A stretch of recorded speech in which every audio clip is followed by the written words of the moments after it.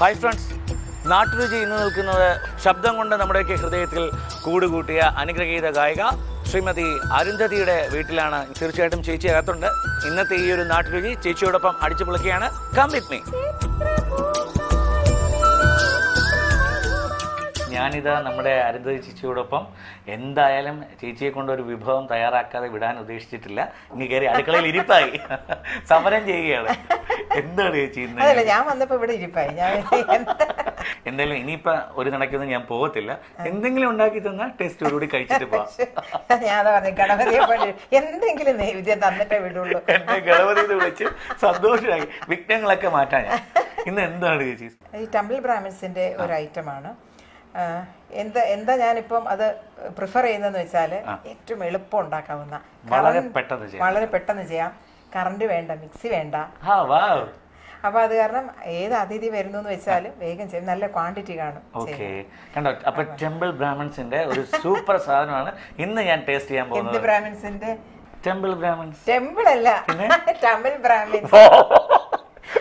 Brahmins ടെമ്പിളിൽ പോകുന്നോണ്ടായിരിക്കും temple. അങ്ങനെ കുറച്ച് എന്തായാലും പോയി ഫ്ലോപ്പായി. സാരമില്ല, കുഴപ്പമില്ല. അപ്പൊ തമിഴ് ബ്രാഹ്മിൻസിന്റെ ഒരു അടിപൊളി വിഭവമാണ് ഇന്ന് ടേസ്റ്റ് ചെയ്യാൻ പോകുന്നത്. എന്താണ് ചേച്ചി അതിന് ആവശ്യമുള്ളത്? തൽക്കാലം 2 മുന്തങ്കായ. ഇതിന്റെ പേര് പൊടിമാസ് ആണ്. പൊടിമാസ്, മുന്തങ്കായ കൊണ്ടുള്ള പൊടിമാസ്. തമിഴ് ബ്രാഹ്മിൻസിന്റെ പൊടിമാസ് ആണ് ഇന്ന് ടെസ്റ്റ് ചെയ്യാൻ പോകുന്നത്. അത് വലിയ അളവിൽ നിങ്ങൾക്ക് ഉണ്ടാക്കാം. എന്തായാലും ചേച്ചി ഇപ്പോ 2 എടുത്ത് ഒരു ട്രയൽ കാണിച്ചു തരാൻ പോവാ അല്ലേ? അതെ, മുന്തങ്കായ 2. ചെറിയൊരു പീസ് ഇഞ്ചി. ചെറിയ പീസ് ഇഞ്ചി അത് സ്ക്രൈപ്പ് ചെയ്തിട്ട്. പച്ചമുളക് ചെറുതായിട്ട് അരിഞ്ഞത്. കടുക്, ഉഴുന്നുപരിപ്പ്. പിന്നെ വേറെ അത്യാവശ്യമുള്ള എന്ത് സാധനമാണ്? കറിവേപ്പില. അതുണ്ട്. പിന്നെ ഉപ്പ്. അതുണ്ട്. കുറച്ച് കൂടിയാലും കുറഞ്ഞാലും പ്രശ്നം വരുന്ന ഒരു സാധനമാണ് ഉപ്പ്. പിന്നെ കായം. നല്ല മണം വരാൻ. മണം ദഹനത്തിന് ഭയങ്കര നല്ലതാണ്. എപ്പോഴും ഈ വാഴക്കയുടെ കൂടെ ഈ മുന്തങ്കായ, വണ്ണം കായ എന്നും പറയാറുണ്ട്. ഇതിന്റെ കൂട്ടത്തിൽ എപ്പോഴും കായം ചേർക്കാറുണ്ട്. ഡൈജഷൻ നല്ലതാണ്. പിന്നെ എനിക്കൊന്ന് ഒരു തൃശ്ശൂർ, എറണാകുളം അവിടുത്തെ കുക്കിങ്ങിലൊക്കെ കൂടുതൽ ഈ കായ, ചേന, തോരന്നൊക്കെ പറയുമ്പോൾ നേന്ത്രക്കായാണ്. ഏത്തങ്കായ അതാണ് കൂടുതൽ. നമ്മുടെ ഇവിടെയൊക്കെ ട്രിവാൻഡ്രം സൈഡിലൊക്കെ ഈ മുന്തങ്കായ, വണ്ണങ്കായ എന്നൊക്കെ പറയും. പിന്നെ അതിന് വിശേഷം വെച്ചാൽ പെട്ടെന്ന് വേവും. പിന്നെ നല്ല അളവ് കാണും. അതാണ് ഏറ്റവും പ്രധാനം. അതെ, നല്ല ക്വാണ്ടിറ്റി കാണും. ഒരു 4 മണിക്ക് ചെയ്യുമ്പോൾ കുറെ പേർക്ക് കൂടുതൽ കഴിക്കാൻ പറ്റും. നമുക്ക് തുടങ്ങിയാലോ? തുടങ്ങാം.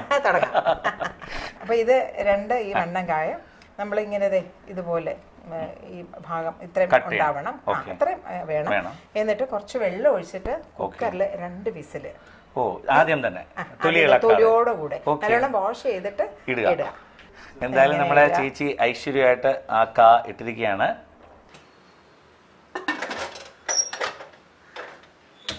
സാധാരണയായിട്ട് ചിലവര് ഇത് കത്തിച്ചു കഴിഞ്ഞ ഉടനെ വെയിറ്റ് ഇടും. അല്ല, എന്തായാലും നമ്മൾ ആവി നല്ലോണം വരുന്നു എന്ന് കണ്ട ശേഷം മാത്രമേ വെയിറ്റ് ഇടാൻ പാടുള്ളൂ. അപ്പൊ ചിലപ്പോ എന്തെങ്കിലും പരിപ്പോ അങ്ങനെ എന്തെങ്കിലും ഒക്കെ സാധനങ്ങൾ ഡയറക്റ്റ് ആയിട്ട് ചിലർ വെക്കുമ്പോൾ ഈ നോസിൽ കയറി അടഞ്ഞിരിക്കും.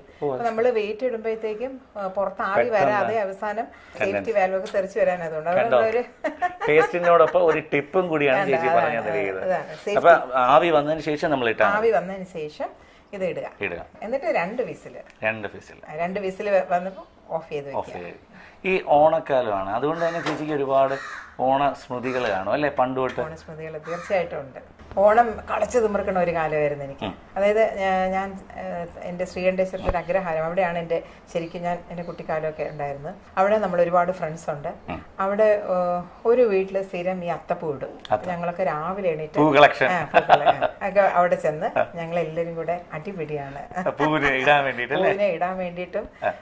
ഒരാൾ അങ്ങനെ ഇടണമെന്ന് പറയും, ഒരാൾ ഇങ്ങനെ ഇടണമെന്ന് പറയും. അങ്ങനെ എല്ലാം കൂടെ ഭയങ്കര രസമാണ്. അപ്പൊ രാവിലെ എണീറ്റാല് കുളിയും വേണ്ട, കാപ്പുടിയും വേണ്ട, ഒന്നും വേണ്ട, മുഖം കഴുകി പല്ല് തേച്ച് ഓടി ഇത് ഇടാൻ വേണ്ടി.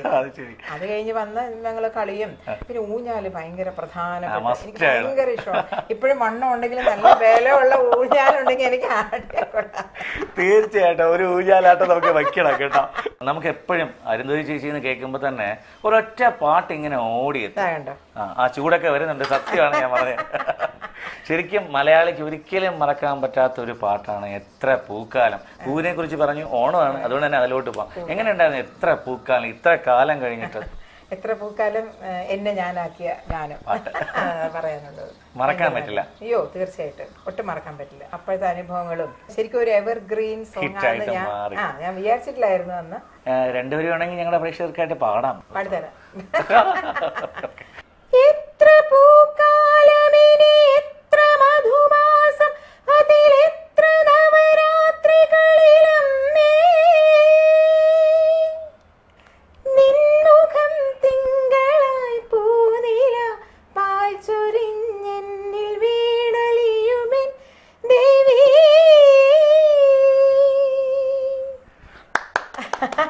വാവ്, സൂപ്പർ ചേച്ചി, സൂപ്പർ. ഇതിപ്പോ 2 വിസിലായി. ഇനി കുറച്ച് കഴിഞ്ഞാൽ ഇത് തുറക്കാം. തുറന്നിട്ട് നമ്മളൊരു പാത്രത്തില് വെള്ളം എടുത്തിട്ട് ഇത് അതിലോട്ട് ഇടണം. തണുക്കാനായിട്ട് അനുവദിക്കുക. എന്നിട്ട് അത് തൊലി മാറ്റി കളയുക. പിന്നെ സ്ക്രൈപ്പറിലിട്ട് തിരിയുക. അപ്പൊ ഇത്രയും നമ്മള് ചെയ്യാൻ പോവാണ്. തുറക്കാനുള്ള ഒരു 2 മിനിറ്റ്. ഓക്കെ, വെയിറ്റ് എടുക്കാൻ പോവാണ്. വേണ്ട,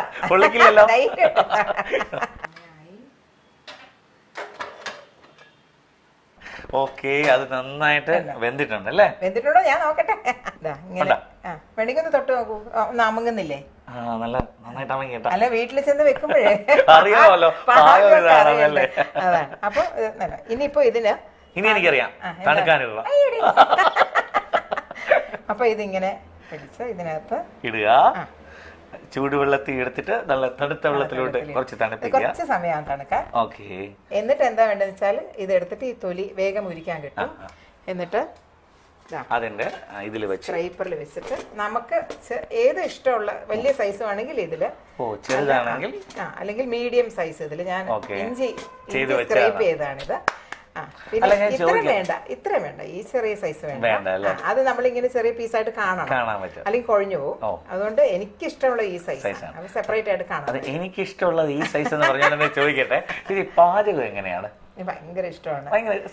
എന്നെ കണ്ടാൽ അറിയില്ലേ, ഭയങ്കര ഇഷ്ടമാണ്. എന്താന്ന് വെച്ചാല് പിന്നെ ഈ മ്യൂസിക്കുമാരി തന്നെ അത് ഭയങ്കര ഒരു കലയാണ്. വളരെ സൂക്ഷ്മമായിട്ട് നോക്കി എത്ര ശ്രദ്ധയോടെ നമ്മൾ ചെയ്യുന്നോ അത്രത്തോളം ആ കാര്യം പെർഫെക്റ്റ് ആയിരിക്കും. അതുമാതിരി എന്റെ മദർ ഇൻ ലോ നല്ലൊരു കുക്കാണ്. എന്റെ ഹസ്ബൻഡ്. അയ്യോ, എനിക്ക് ഭയങ്കര ഇഷ്ടമാണ്. അല്ല, ഇത് എന്റെ വീട്ടിലെ അച്ഛന് അമ്മയൊക്കെ ഇഷ്ടമുള്ള ഒരു സാധനം അമ്മ വിൽക്കുന്നതാണ്. ഈ തെക്കൻ സമ്പ്രദായമാണത്. എന്റെ ഹസ്ബൻഡ് തൃശ്ശൂരാണ്. പിന്നെ ഞാൻ കുട്ടികൾക്ക് വെച്ചു കൊടുക്കുന്ന അവർക്കും ഇഷ്ടമാണ്. കുട്ടികൾ ശരിക്കും രണ്ടുപേരും വളരെ നല്ല അറിയപ്പെടുന്ന ഗായകരാണ്, മിടുക്കരാണ്. ശരിക്കും അവരെ മിസ് ചെയ്യുന്നില്ലേ? ശരിക്കും ഭയങ്കരമായിട്ട് മിസ് ചെയ്യുന്നു. അവരുണ്ടെങ്കിൽ അടിച്ചു പാട്ടും എല്ലാമായിട്ട് അടിച്ചു പൊളിക്കായിരുന്നു. ഞങ്ങൾ ഒരുപാട് മിസ് ചെയ്യുന്നു. നമുക്ക് കൂടാ. ശ്രീകാന്ത് ഇപ്പൊ എവിടെയാണ്? ശ്രീകാന്ത് ഇപ്പൊ ചെന്നൈയിലാണ്. പിന്നെ ഒരു ഷോയിലും പാടിയിട്ട് റഹ്മാൻ സെലക്ട് ചെയ്തു. അപ്പൊ അങ്ങനെ അവിടെ നിൽക്കാണ്. 2 ഫിലിമില് പാടി ഇതിനിടയ്ക്ക്. സ്പെഷ്യൽ ചെലവുണ്ട് തീർച്ചയായിട്ടും. ഇനി എന്താ ചെയ്യേണ്ടതെന്ന് വെച്ചാല് ഇതിന്റെ തൊലി ഉരിക്കുക. നല്ല വെന്തു അല്ലേ ചേച്ചി? നമ്മുടെ പാകത്തിന് നല്ലോണം എന്തായാലും കുഴഞ്ഞു പോവും. ഇത് പാകത്തിന് വെന്തിട്ടുണ്ട്. എനിക്ക് ഉരുളക്കിഴങ്ങിനെ ഓർമ്മ വരുന്നു. എടുക്കാനാണല്ലോ. ഉരുളക്കിഴങ്ങ് വെച്ച് ഇതുപോലെ ഉണ്ടാക്കാം. ഉരുളക്കിഴങ്ങ് സാധാരണ നമ്മൾ ഇങ്ങനെ ഇതിൽ സ്ക്രൈപ്പ് ചെയ്യുന്നതിന് പകരം കൈ കൊണ്ട് ഇങ്ങനെ ഉടക്കിയാ ചെയ്യും. ഉരുളക്കിഴങ്ങും പൊടിമാസം തന്നെയാ പറയുന്നത്. ചാരു എന്ത് ചെയ്യുന്നു പറഞ്ഞില്ല? ചാരു ഇപ്പൊ സ്വീഡനിലാണ്. ചാരു അറിയാലോ, വാൾഡൻസ് ബാൻഡ്. അതിൽ അവരുടെ പ്രോഗ്രാം ഇതൊക്കെ ആയിട്ട് അവിടെ കമ്പോസിങ് ഇതെല്ലാം ചാരു മലയാളം ഫിലിമില് കമ്പോസ് ചെയ്തിട്ടുണ്ട്. വരാൻ പോകുന്നേ ഉള്ളു. പർപ്പിൾ എന്ന് പറഞ്ഞിട്ട് 3 പാട്ട് കമ്പോസ് ചെയ്തിട്ടുണ്ട്. അമ്മയുടെ വഴി തന്നെയാണ് മക്കള്. ഒന്ന് ശ്വേത പാടി, ഒന്ന് വിജയേഷ്ദാസ് പാടി, പിന്നെ ഒന്ന് വിനീത് വരുന്നു. നിങ്ങളുടെയൊക്കെ അനുഗ്രഹവും ഒക്കെ വേണം. അത് നന്നായിട്ട് വരാൻ. ഇനി എന്താ കൈ പിടിക്കോ? പിന്നെ തീർച്ചയായിട്ടും ഞാൻ സ്ക്രൈപ്പ് ചെയ്ത്. എല്ലാരും ശ്രദ്ധിക്കുക. ഇങ്ങനെ നമുക്ക് ഇഷ്ടമുള്ള ഷേപ്പില് ഇത് മാറ്റിയെടുക്കാം. ചേച്ചി അതാണ് ചെയ്തുകൊണ്ടിരിക്കുന്നത്. നല്ലോണം കൊഴിഞ്ഞു പോയാൽ ഇങ്ങനെ കട്ടയായിട്ട് വരും. അതുകൊണ്ട് ചൂടോട് ചെയ്താലും അങ്ങനെ വരും. നല്ലോണം തണുക്കണം. തണുത്തിട്ട് വേണം ചെയ്യാൻ. ഇങ്ങനെ തേങ്ങാ തിരിവത് പോലെ പൂവായിട്ട് നല്ലോണം തണുത്താല് നല്ല പൂവായിട്ട് ഇങ്ങനെ വരും. പെട്ടെന്ന് കണ്ടാ വിചാരിക്കും ചേച്ചി പറഞ്ഞ പോലെ തേങ്ങ ഇത് എഴുതി വെച്ചിരിക്കുകയാണ്. ഇനി ഇതിന് വേണ്ട ഉപ്പ് വിതറിയിട്ട് ആവശ്യത്തിനുള്ള ഉപ്പ് വിതറിയിട്ട് ഒന്ന് മിക്സ് ചെയ്യണം. അത് എന്തിനാന്ന് വെച്ചാൽ നമ്മൾ അടുപ്പിൽ കടുക് വറുത്തിട്ടൊക്കെ ഇത് മിക്സ് ചെയ്യുമ്പോഴത്തേക്ക് ചിലപ്പോൾ അവിടെ ആയിട്ട് ഉപ്പ് പിടിക്കും. ചില സ്ഥലത്ത് കൂടിയും ചില സ്ഥലത്ത് കുറഞ്ഞും ഉണ്ടാവും. അതിന് വേണ്ടിയിട്ട് ഒന്ന് മിക്സ് ചെയ്ത് ഇങ്ങനെ വെച്ചിട്ട് നമ്മൾ കടുക് വറുത്ത് അതൊക്കെ റെഡി ആകുമ്പോൾ ഇത് ഇടുമ്പോഴത്തേക്കും എല്ലായിടത്തും ഒരുപോലെ പിടിക്കാൻ വേണ്ടി. അപ്പൊ അടുത്തത് പാൻ വെക്കുക. പാൻ വെച്ചിട്ട് നമുക്ക് തീ കത്തിക്കാം. ഇനി വേറെ ഡ്യൂട്ടിയാ. ആണോ? ഇത് ഇവിടെ ഇരുന്നോട്ടെ. ഇതിപ്പോ ഞാൻ ഒഴിച്ചിരിക്കുന്നത് വെളിച്ചെണ്ണയാണ്. മണം വരുന്നോ? അതല്ലാതെ പലരും പല കുക്കിംഗ് ഓയിലും ഉപയോഗിക്കും. ഏത് വേണമെങ്കിലും യൂസ് ചെയ്യാം. ഇപ്പൊ കണ്ടോ, 2 വാഴയ്ക്കൊക്കെ വേണ്ട സാധനങ്ങളാണ്. അപ്പൊ നമ്മളിതാ ഇനിയിപ്പോ കടുക് ഇടുക. പൊട്ടട്ടെ, കടുക് പൊട്ടണ്ടേ. കടുക് പൊട്ടി കഴിഞ്ഞിട്ട് ഇത് ഉഴുന്ന് പരിപ്പ്. അതെന്താ വെച്ചാൽ കടുക് പൊട്ടി കഴിഞ്ഞിട്ടാൽ ഉഴുന്ന് പരിപ്പ് കരിയില്ല, ഗോൾഡൻ അല്ലെങ്കിൽ റെഡിഷ് ആ കളറിൽ വരണം. അപ്പൊ കണ്ടോ, റെഡിഷായി. അപ്പൊ ഇനി നമ്മൾ ചുമന്നമുളോ ഇത് ആദ്യം ഇട്ടാ എന്ത് ചെയ്യുന്ന കരിഞ്ഞു പോകും. ഞങ്ങൾ പ്രത്യേകിച്ച് പാട്ടുകാർക്ക് ഇതിങ്ങനെ കരിഞ്ഞ മണന്ന ഭയങ്കരമായിട്ട് ചുമ വന്നിട്ടേ വോയിസ് എല്ലാം പ്രശ്നമാവും. അതുകൊണ്ട് പ്രത്യേകിച്ചും. പിന്നെ പച്ചമുളക് ഇട്ടു, സ്ക്രേപ്പ് ചെയ്തിട്ടു. ദഹനത്തിന് വളരെ പ്രയോജനമായിട്ടുള്ള കാര്യമാണ്. ഇനി ഇതില് നമ്മൾ കായപ്പൊടി ഇടുക ആവശ്യത്തിന്. അത് ഓരോരുത്തരുടെ രീതി അനുസരിച്ച്. എനിക്ക് കായത്തിന്റെ മണം കൂടുതലുള്ളത് ഞങ്ങൾക്കൊക്കെ ഇഷ്ടമാണ്. അപ്പൊ അതെല്ലാം ഇട്ട് കഴിഞ്ഞു. ഇനി നമുക്ക് ചെയ്യേണ്ടത് തിരികെ വെച്ച് നാളികേരം. ഇപ്പൊ എല്ലാവർക്കും കാണാൻ പറ്റുന്നുണ്ടായിരിക്കും, നല്ല മണം അല്ലേ. മണം കാണാൻ നിങ്ങൾക്ക് കിട്ടുന്നില്ലെങ്കിലും മണം ഞങ്ങൾക്ക് കിട്ടുന്നുണ്ട്. നല്ലൊരു രീതിയിലോട്ട് അതെ ഒരു കളർ ചേഞ്ച് വരുന്നത് നിങ്ങൾക്ക് തന്നെ ഫീൽ ചെയ്യുന്നുണ്ട്. ക്വാണ്ടിറ്റി കണ്ടോ, നമ്മൾ 2 വാഴയ്ക്ക് എടുത്തുള്ളൂ. നല്ല ക്വാണ്ടിറ്റി. നമുക്ക് ഒരുമാതിരി സാമാന്യം കഴിക്കുന്ന ആൾക്കൊക്കെ ആണെങ്കിൽ ഇതൊരു 3 പേർക്ക് തീർച്ചയായിട്ടും വിളമ്പാം. ചിലർ കുറച്ച് കഴിക്കും, അവർക്ക് 4 പേർക്കും വേണമെങ്കിൽ വിളമ്പാം. നല്ല ടേസ്റ്റി ഫുഡ് എല്ലാവർക്കും ഒരു വീക്ക്നെസ് ആണ്. അത് കിട്ടുമ്പോൾ നമ്മൾ എല്ലാരും കഴിക്കും. നമുക്ക് ഒരു ലൈഫല്ലേ ഉള്ളൂ, എൻജോയ് ചെയ്യാം പോരെ. ഇതിനകത്ത് വേറെ ഒരു പ്രോബ്ലം, കൊളസ്ട്രോൾ, ഷുഗർ അങ്ങനത്തെ ഒന്നുമില്ല. വളരെ സേഫ് ഫുഡാണ്. എല്ലാം കൊണ്ട് നല്ലൊരു ഫുഡാണ്. അപ്പൊ ഞാൻ അടുപ്പ് അണക്കിയാണ്. കഴിഞ്ഞു. ചൂട് തണുക്കുമ്പോഴത്തേക്കും ഞങ്ങൾക്ക് ഓണത്തിന്റെ ആ ഒരു സ്പിരിറ്റ് വരാനായിട്ട് ഒരു വരി. ഓണമിതം ബഹുമംഗളമേ തിരുവോണമിതം ബഹുമംഗളമേ തിരുവോണമിതം ബഹുമംഗളമേ. ഇത് KC കേശവപിള്ള, അദ്ദേഹം ഓണത്തെ കുറിച്ച് എഴുതിയ ഒരു കവിതയാണ്.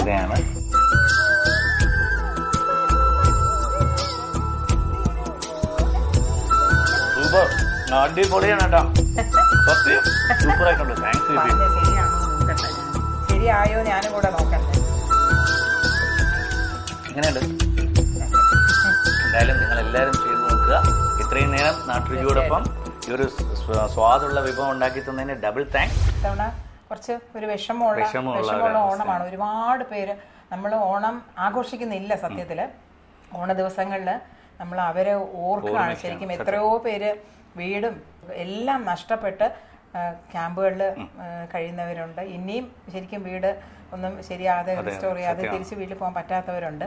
പക്ഷെ ഇതിന്നൊക്കെ എന്താന്ന് വെച്ചാൽ ഇതിൽ നമ്മൾ കാണുന്ന ഏറ്റവും വലുത് എത്രയോ പേര് അവരെ സഹായിക്കാൻ എത്തി എന്ന് പറയുന്നത് വലിയൊരു കാര്യമാണ്. ഒരുപാട് പേരുടെ നന്മ നമ്മൾ കാണാൻ പറ്റി. അത് വലിയൊരു ആസ്പെക്റ്റ് ആണ്.